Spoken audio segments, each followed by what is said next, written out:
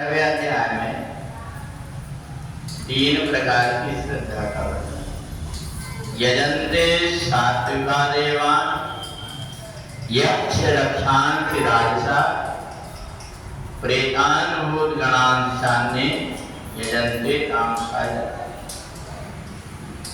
भगवान ने कहा मनुष्य की उसकी व्यवहार से उसकी पूजन पद्धति से पता लग जाता है कि इसकी श्रद्धा सतोगुणी है, रजोगुणी है कि तमोगुणी है। जो सतोगुणी श्रद्धा वाला व्यक्ति होता है वो देवताओं की पूजा करता है और देवताओं की पूजन करके यज्ञेन यज्ञमय जंतु देवास्तान धर्म, उन देवताओं की पूजन करके अपने अंदर अच्छे गुण को समाहित करता है। दूसरा व्यक्ति रजोगुणी होता है जो यक्ष और राक्षसों की पूजा करता है।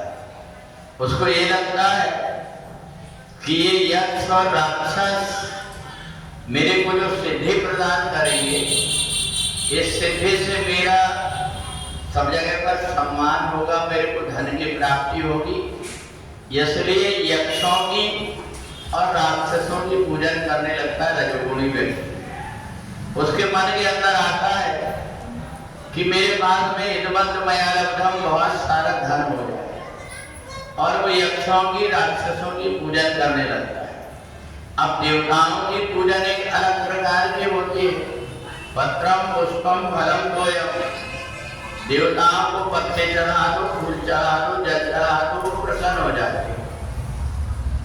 परंतु जो यक्ष और राक्षस है ये दूसरों की बलि चाहते हैं, दूसरों की हत्या चाहते हैं।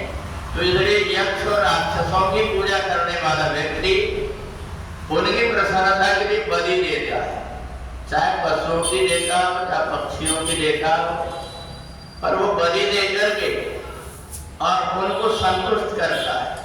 संतुष्ट करके उनसे मन का ही वस्तु चाहता है। और तीसरा होता है जो तमोगुणी स्वभाव का व्यक्ति होता, प्रेतान भूतगणान् सान्ये, वो भूत प्रेतों की पूजा करता है। जिनकी शरीर छूट गए हैं, प्रेत योनि में चले गए हैं, उनको जाकर के मरघट में कई प्रकार के खून से लेकर के और यंत्र तंत्र बना करके, पंखों से लिख करके, और वो तमोगुणी विद्या को सिद्ध करता है शमशान में रह करके, और वहां रह करके उन प्रेतों को वश में करके दूसरों का अहित कराता है, दूसरों को सताता है, दूसरों के घर में विद्वेषण पैदा कर देता है, उच्चाटन कर देता है, जानवरों को सताने लगता है, दूध की जगह खून देने लगते हैं, कई प्रकार से उनको सताने लगता है। तो इस प्रकार से उसकी पूजा पद्धति व्यवहार को देख करके समझ में आ जाता है ये व्यक्ति सतोगुणी स्वभाव का है, रजोगुणी है कि तमोगुणी है। पर इतना है जो व्यक्ति देवताओं की पूजा करता है, शरीर छोड़ करके देवलोक को जाता है। जो यक्ष और राक्षसों की पूजा करता है वो मरने के बाद में उन्हीं के लोग को चले जाता है, और जितना उनसे काम लिया उतना वो परेशान इसको करते हैं। तीसरा होता है जो दूसरों को सताने वाला होता है, वो मरने के बाद प्रेत योनि में जाकर के कई प्रकार के कष्ट उठाता है, भूख और प्यास से तड़पते रहता है। उसने जितना दूसरों को सताया है उतना कष्ट को होता है।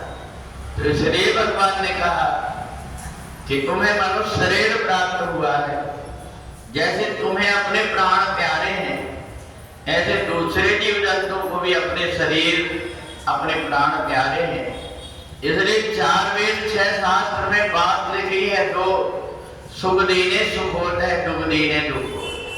इसलिए ऐसा कोई कर्म मत करो जिससे कि दूसरों को कष्ट हो। ऐसा आचरण करने वाला व्यक्ति देवता जैसे स्वभाव वाला शरीर छोड़ करके सीधा देवलोक को चले जाता है।